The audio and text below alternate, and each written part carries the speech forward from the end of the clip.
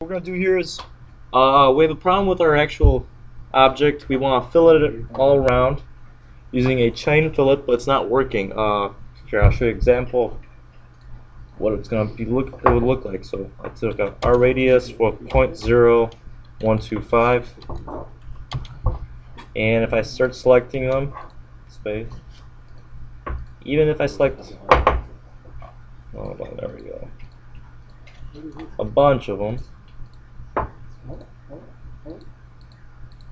like so. Almost done. Alright, and you can see that didn't work. And it says right here, could not find acceptable sequence of capping faces to trim blend face. That's a mouthful. So I found a way that you can do it. That way you end up with something like this, which is what we're looking for. Which are all edges. Now, to do that, what I did is, to get this to fill around, what I did was, all I had to do is go in top view. You can go in any view you want, doesn't really matter. And I ended up just slicing the object. A couple parts. That's one slice, you guys can see that. Slice this part. And since this edge causes problems, I might have to do it again over here. Like that. So I'm going to change the colors, you guys can see it better. This one red, that's fine. This one we'll do blue.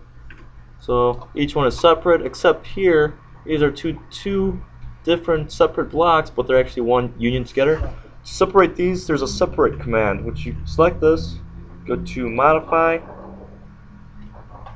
3D operations, no,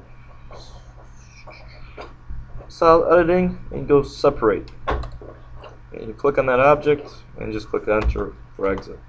And you can see that it got split into two different objects now. You can change that color. Alright, so I have something like this. Now, if I go to my fillet command, I keep the same radius, that's fine with me. I select these edges, but I make sure not to select the outer one that's connecting to the next one, because that's going to cause issues later. So I'm just going to select these. Corner, corner, corner.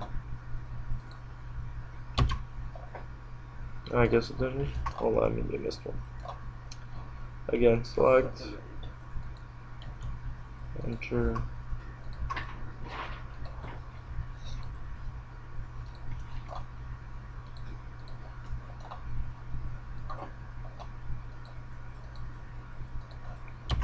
There we go. And all of them actually got filleted. And again, I'll do the same thing with this little piece.